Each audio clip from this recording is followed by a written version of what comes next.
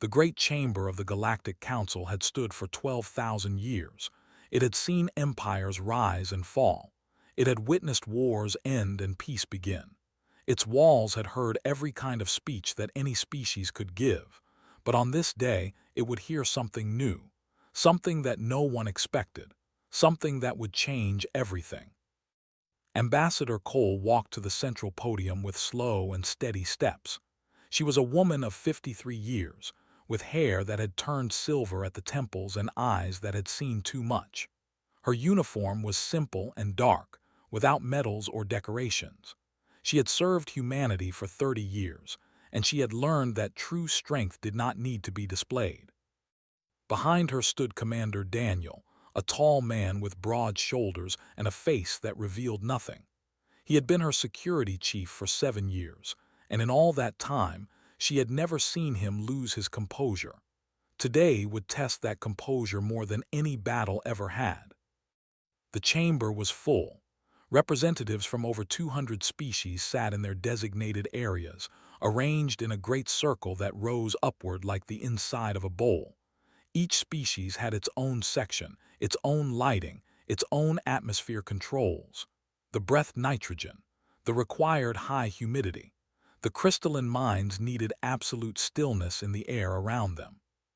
Humanity's section was modest. It sat in the middle tier, neither high nor low, neither prominent nor hidden. This placement had been deliberate when humans first joined the Council 163 years ago. The older species had wanted to remind the newcomers of their place. Cole activated the podium systems. Her image appeared on screens throughout the chamber, and her voice would be translated into 400 different languages simultaneously. She took a breath and began to speak. "Honored members of the Galactic Council," she said, "I come before you today with a simple message. Effective immediately, the United Earth Federation is withdrawing from this council. We will be leaving all shared territories. We will be ending all trade agreements. We will be closing our borders to council space."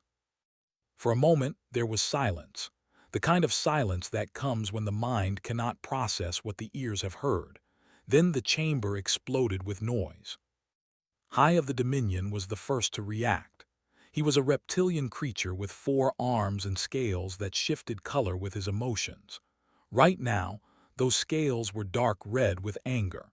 He slammed his hand against his console so hard that the sound echoed through the chamber. "This is madness," he shouted.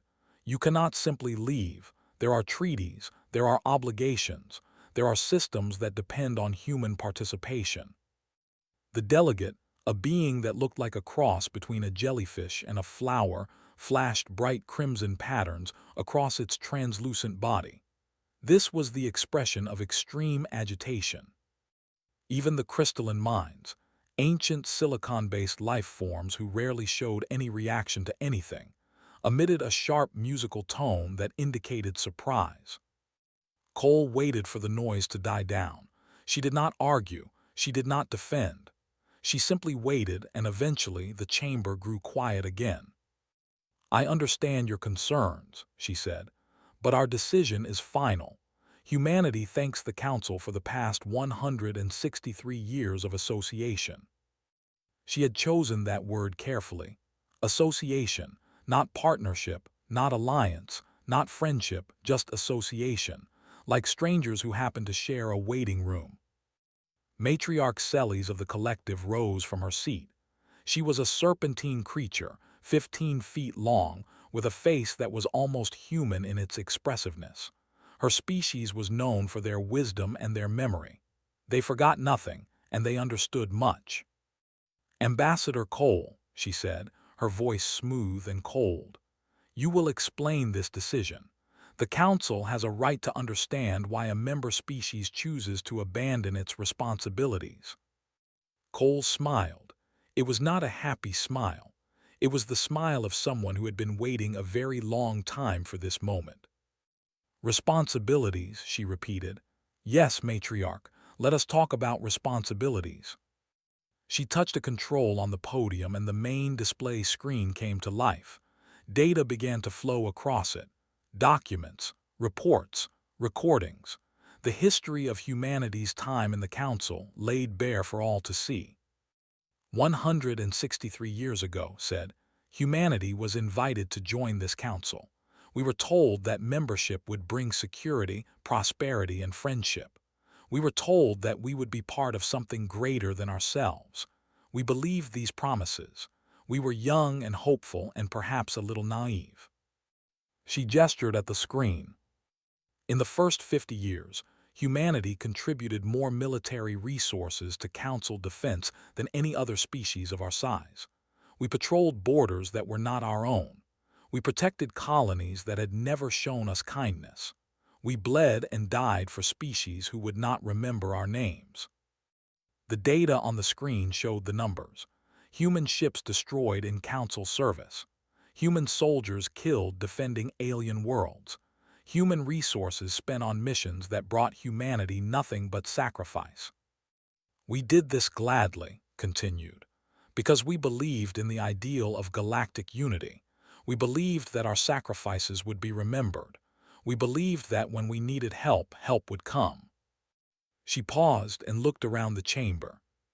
We were wrong. Commander Daniel watched the faces of the alien delegates. He saw confusion on some, anger on others, but on a few faces he saw something else, something that looked almost like shame. His grandfather had told him stories about the old days, about the hope that humanity had felt when they first reached the stars, about the joy of meeting other intelligent species for the first time, about the belief that the universe was full of friends waiting to be made. His grandfather had been on colony when they came. He had been one of the lucky ones who survived. He never spoke about what he had seen, but sometimes, late at night, Daniel had heard him crying in his sleep. Cole was still speaking. For 163 years, we asked for nothing but fairness. We asked to be treated as equals. We asked for the same consideration that other species received. And for 163 years, we were told to wait. We were told that our time would come. We were told that patience was a virtue. She shook her head slowly. Our patience has run out. Our hope has faded.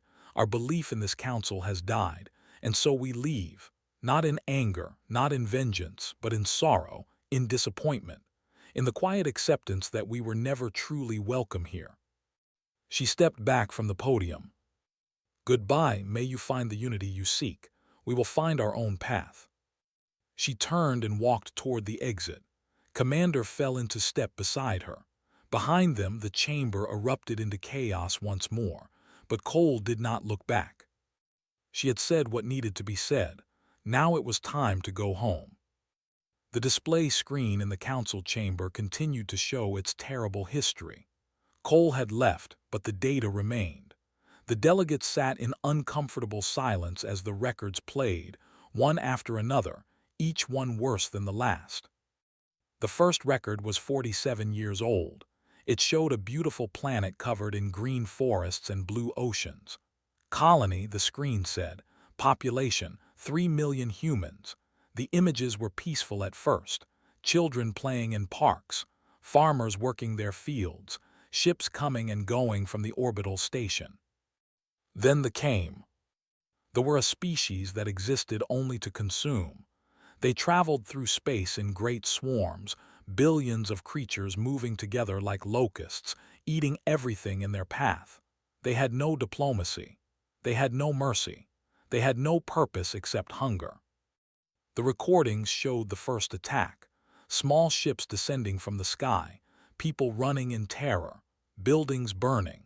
The screams were the worst part.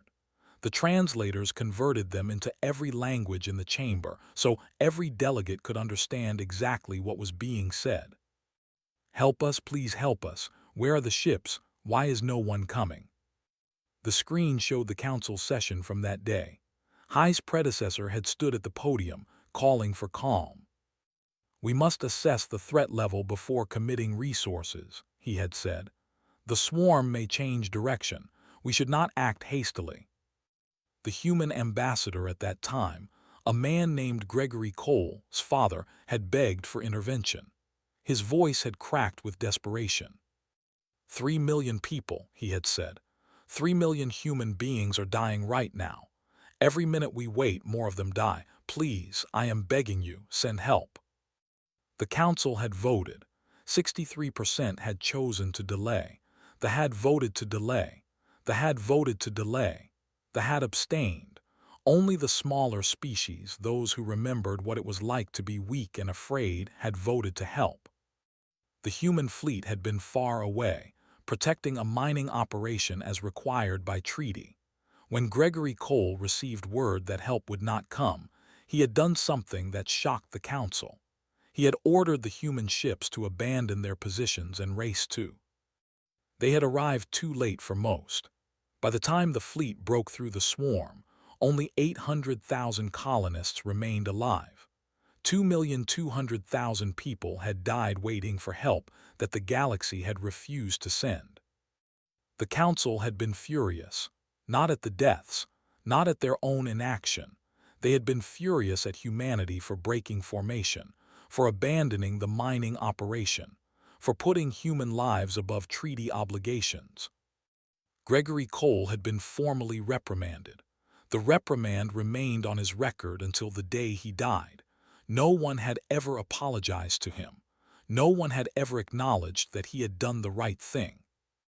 Matriarch Celes watched these old recordings with her ancient eyes. She remembered that day. She remembered voting to abstain. She had told herself that it was the wise choice, the neutral choice. But watching it now, she could see it for what it truly was: cowardice dressed up as wisdom. The screen moved to another record. This one was 32 years old. Human scientists had made a breakthrough in faster-than-light communication. The old system required relay stations every 50 light years. The new human system could send messages instantly across any distance. It would revolutionize galactic commerce and diplomacy.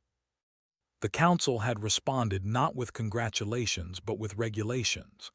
The new technology disrupted market stability, they said. It would harm the profits of species who owned the old relay stations. Humanity would be required to license their own invention back to themselves at prices set by the council. The fees were enormous. Human colonies that had been prospering began to struggle. Human businesses that had been growing began to fail. Meanwhile, other species grew rich from human ingenuity. The alone made 17 trillion credits in the first decade from licensing human technology. Humanity had protested. Humanity had appealed. Humanity had done everything within the rules. Nothing changed. The council had spoken. The third record was only 8 years old. A human medical ship called the Mercy of Portland had been carrying vaccines to a human outpost struck by plague. The fastest route went through space. They had refused passage. They had cited biosecurity concerns. They had said that human biological materials might contaminate their territory. They had offered no alternative. They had simply said no. The human captain, a woman named Susan Park, had begged for permission. She had explained that people were dying. She had offered to let inspectors board her ship and examine every container. She had offered to take any precaution they wanted. They had said no. By the time an alternative route was approved, 14,000 humans had died. The vaccines had arrived too late to save them. The plague had burned itself out by killing everyone who could be killed. The council had expressed regret. They had formed a committee to study the incident. The committee had produced a report that blamed communication failures and bureaucratic inefficiencies. No one had been punished. No one had been held responsible. The delegate had not even apologized. Susan Park had resigned from the medical service after that. She had gone home to Earth and never left again. Some said she still had nightmares about the faces of the people she could not save. The screen went dark. The records were finished. High looked around the chamber at his fellow delegates. No one would meet his eyes. No one wanted to be the first to speak. Finally, the delegate flickered with pale blue patterns. This was the expression of discomfort. "These events are unfortunate," he said, "but they do not justify abandoning the Council. Every species has grievances. We cannot allow emotional decisions to override rational cooperation." Commander Daniel was no longer in the chamber. He had left with Ambassador Cole, but if he had been there, he would have laughed, or perhaps he would have cried. It was hard to say which response was more appropriate. His grandmother had been on. She had been 7 years old when the rescue ships finally came. She had survived by hiding in a basement with her mother, eating insects and drinking rainwater. She had heard the moving above them, searching for food. She had learned to be perfectly silent, perfectly still, because any sound meant death. She had never fully recovered. She had lived to be 94 years old, but she had never slept well. She had never been able to stand silence. She had always needed some noise, some sound, to remind her that she was safe. She had told Daniel once that the hardest part was not the fear. The hardest part was knowing that help existed, that ships and soldiers and weapons were out there, somewhere, and they were simply choosing not to come. "The galaxy decided I wasn't worth saving," she had said. "That's what I learned when I was 7 years old.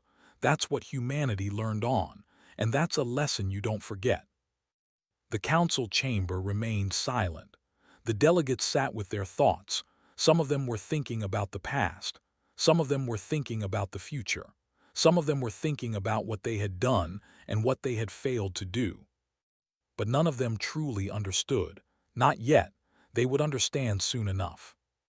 The humans were leaving, and the galaxy would learn what that truly meant. 3 months passed after humanity's departure. At first, the Council told itself that nothing would change. Humans were a young species. They were small in numbers. They occupied only a tiny corner of the galaxy. Their absence would be barely noticed. The Council was wrong. The first signs appeared along the frontier. For decades, humanity had operated a network of patrol stations in the empty spaces between civilized systems. These stations watched for pirates, for scouts, for any threat that might emerge from the darkness. They were small outposts, staffed by small crews, doing small jobs that no one thought about. One by one, the stations went dark. Human personnel packed their belongings, powered down the systems, and went home. They left everything clean and organized. They left instruction manuals for the equipment. They left nothing that belonged to them.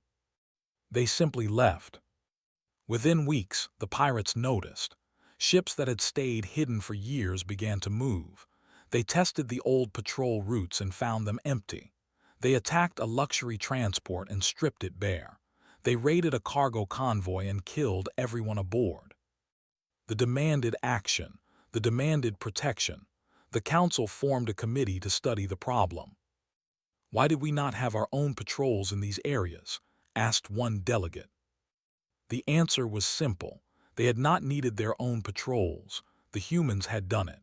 The humans had always done it. For over a century, human ships had kept the frontier safe, and no one had thought to ask what would happen if they stopped. The trade routes suffered next. Human convoy escorts had been famous throughout the galaxy for their reliability. They never abandoned a ship. They never accepted bribes to look the other way. They never gave up, even when the odds were against them. Other species had convoy escorts too, but they were not the same. Escorts would retreat if the enemy was too strong. Escorts would negotiate if the price was right. Only human escorts would fight to the death for cargo that was not even theirs. Merchants had preferred human escorts.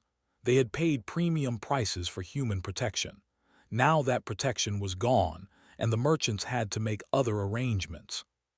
Insurance rates tripled within 6 months. Some trade routes became too dangerous to use at all.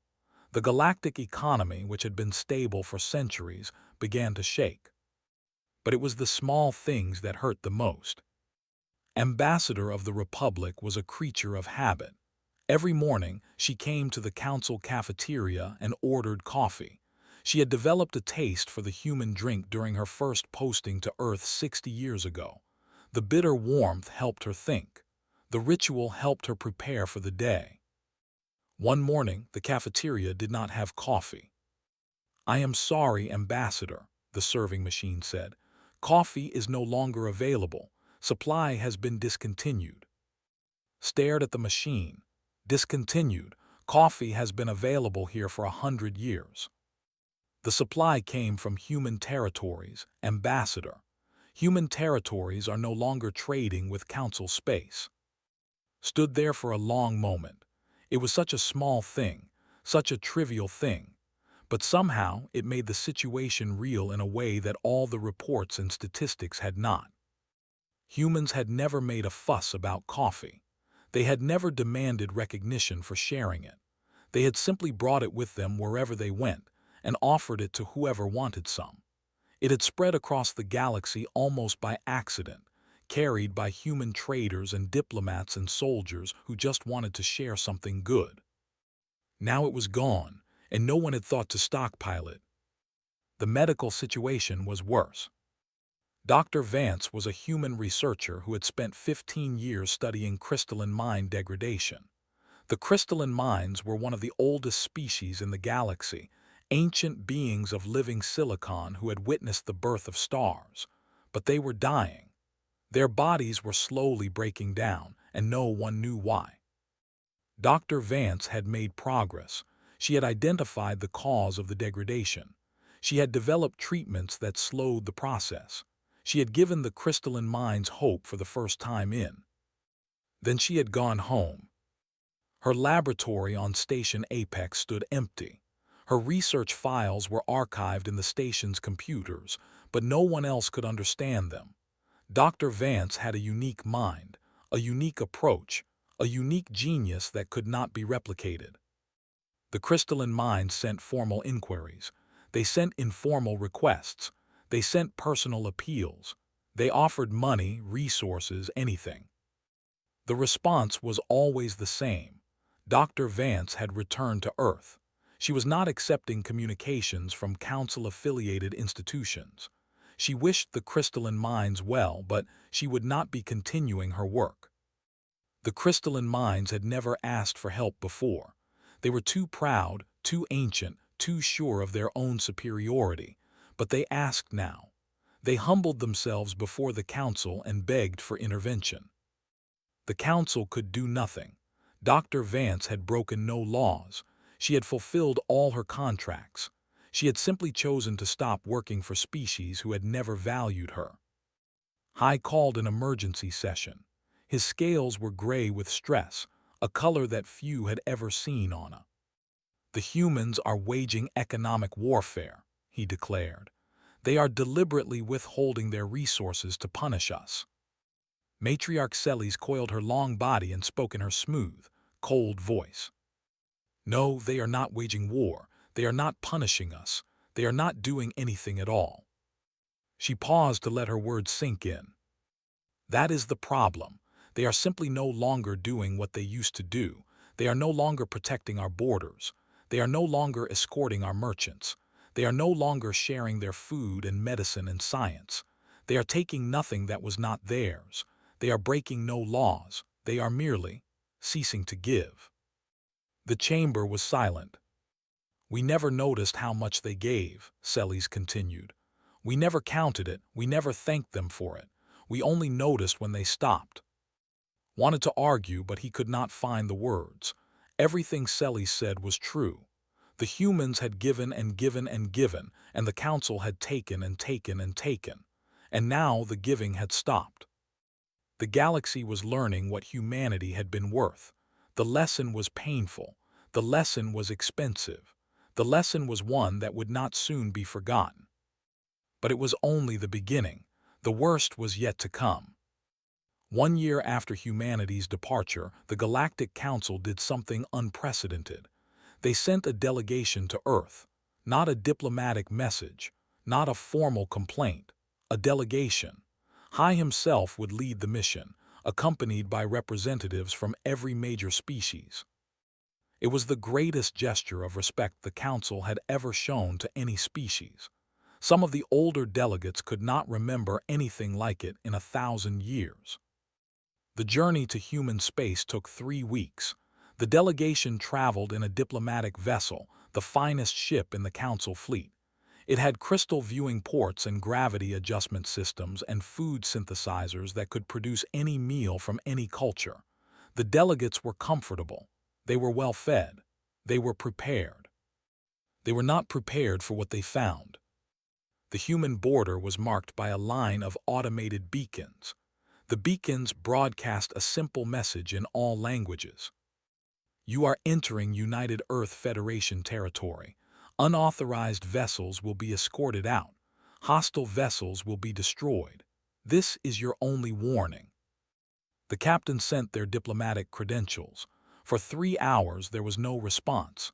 The delegates waited, growing increasingly nervous, paced back and forth, his scales shifting through shades of yellow and orange. Finally, a human ship appeared. It was small, barely a quarter the size of the vessel, but its weapons were clearly visible. A human voice came through the communication system. Galactic Council delegation, you have permission to proceed to Earth. Follow the transmitted route exactly. Do not deviate. You will be monitored. The route took them past human colonies and stations. What they saw shocked them. The last time any council delegate had visited human space, the colonies had been modest. Small settlements, basic infrastructure, nothing compared to the great cities of the older species. Now those same colonies were thriving. New buildings rose everywhere. New ships filled the space lanes. New technologies hummed with power that the delegates did not recognize. They have been busy, Matriarch Celes observed quietly. Said nothing, his scales had gone pale. The orbital stations around Earth were closed to them.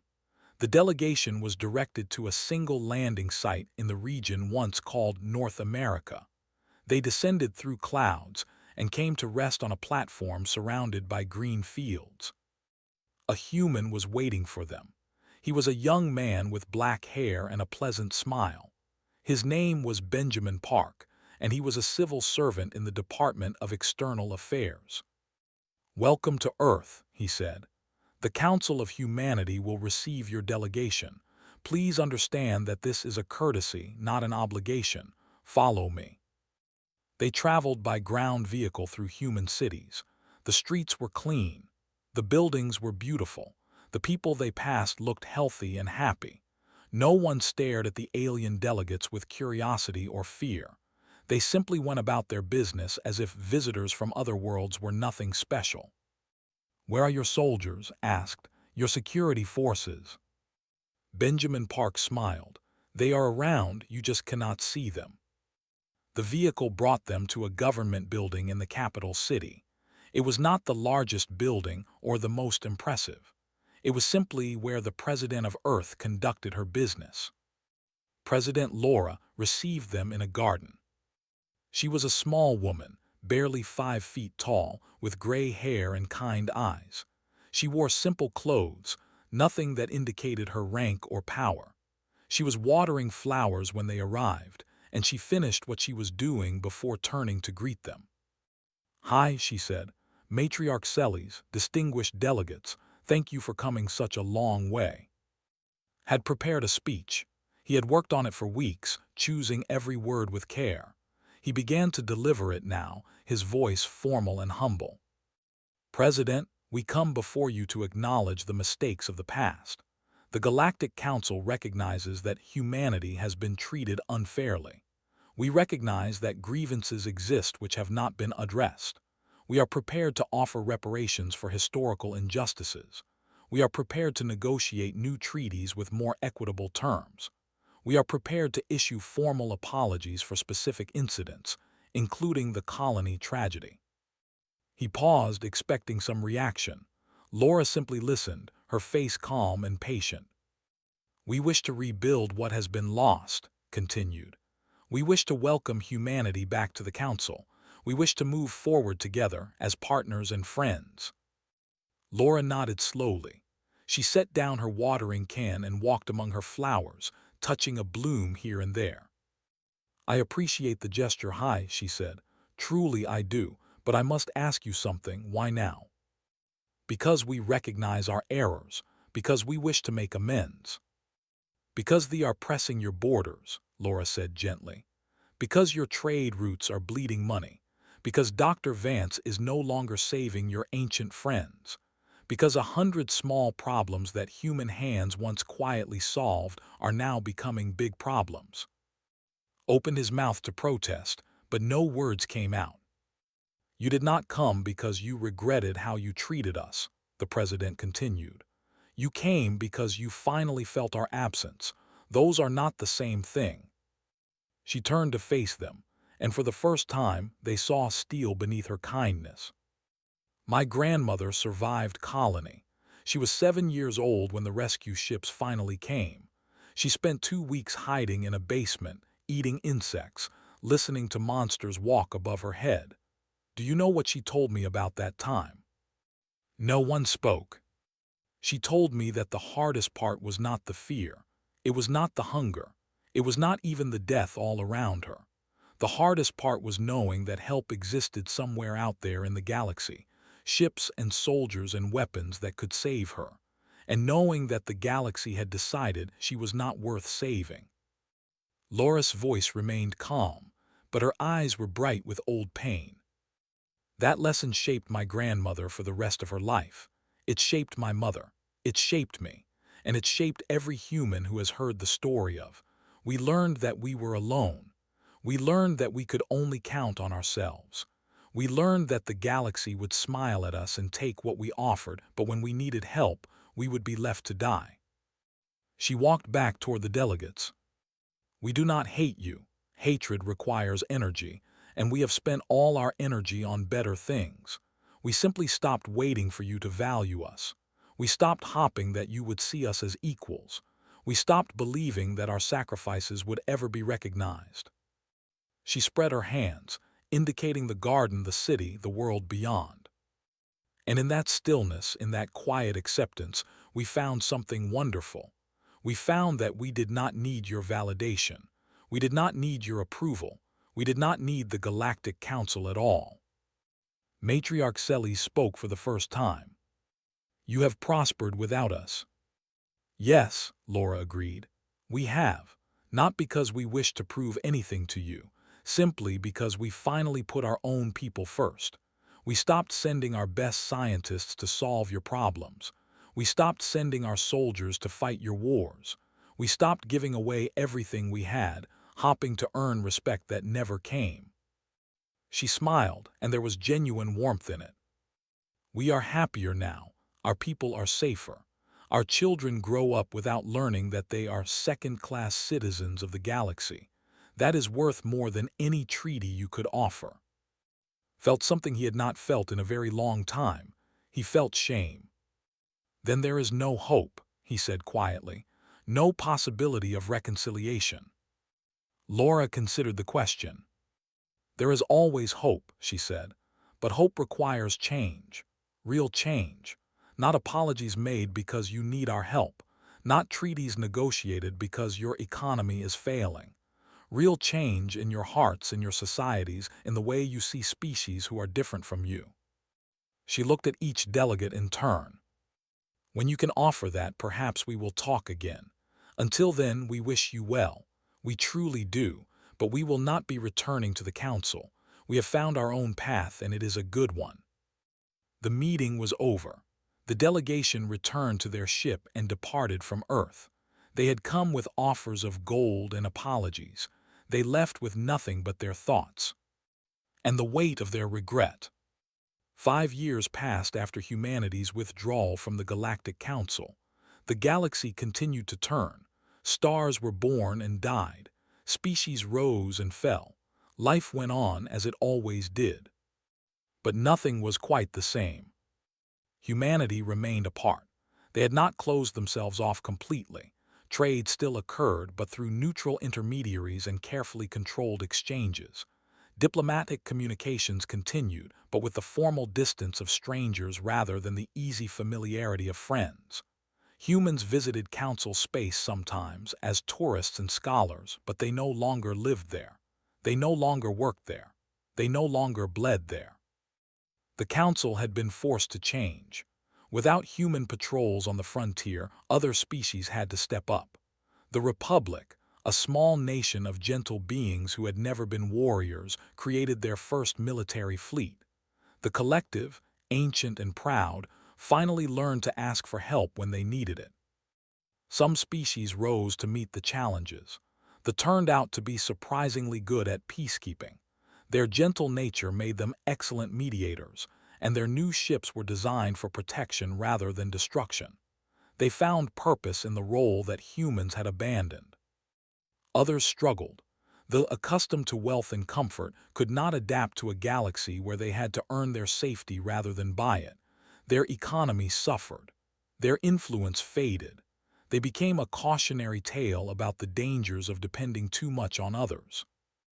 The swarm had been pushed back, but the cost was enormous. A coalition of species had formed to fight them, but it was a fragile alliance, held together by fear rather than trust. The members argued constantly about strategy, resources, and leadership. They missed the steady human presence that had once kept such coalitions functioning. The crystalline minds continued to degrade. Without Dr. Vance, their condition worsened year by year.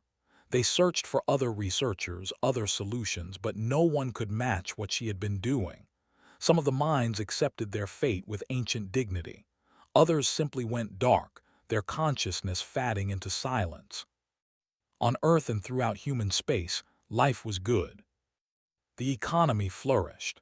Without the burden of council fees and regulations, human businesses grew and innovated freely. New technologies emerged that would have been suppressed or taxed under the old system. Human colonies expanded into unclaimed space, building new worlds without asking anyone's permission. Children grew up knowing the council only as a distant political entity, something mentioned in history classes and news reports. They did not feel the old wounds. They did not carry the old resentments. They simply lived their lives as citizens of a proud and independent civilization.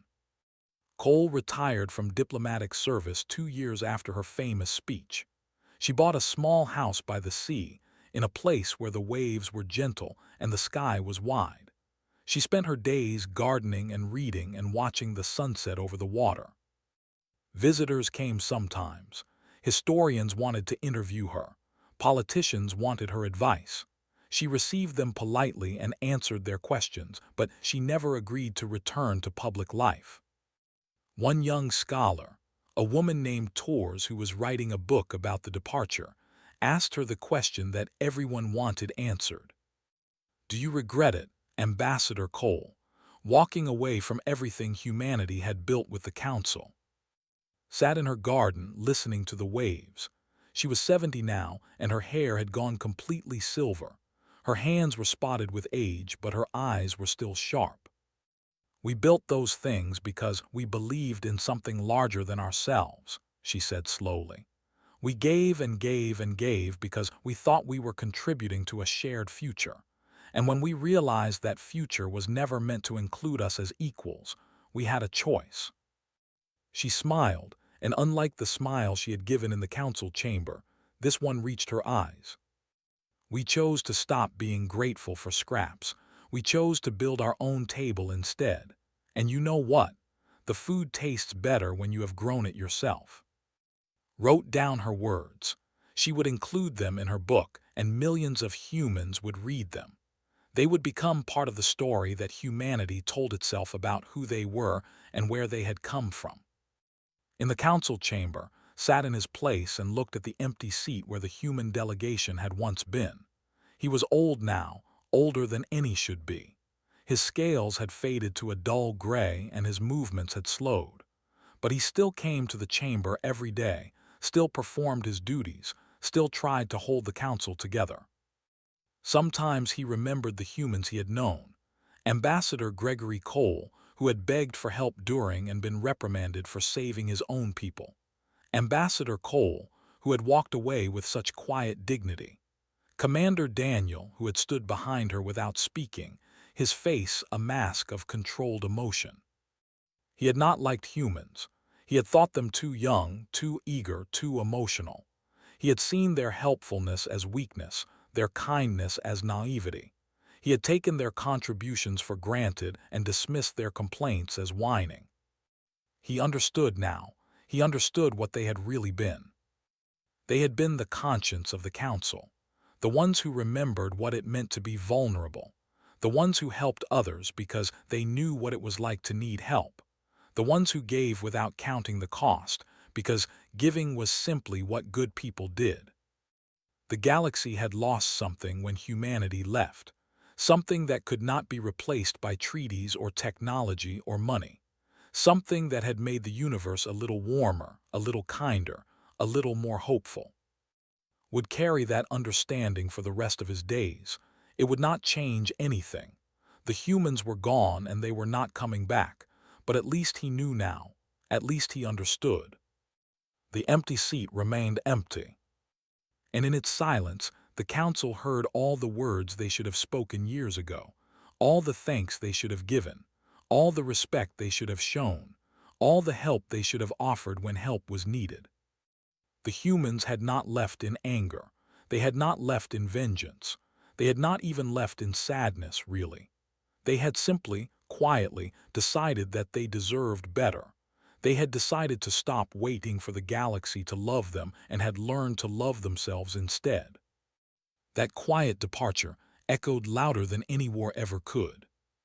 It would echo forever. In the stillness that humanity left behind, the Galactic Council finally understood what they had lost. They understood that some gifts, once rejected, could never be reclaimed. They understood that some wounds, once inflicted, could never fully heal. They understood at last the true cost of ingratitude. And they would live with that knowledge for the rest of their long, long lives. The stars continued to shine. The planets continued to turn. The universe continued on its endless journey through time and space.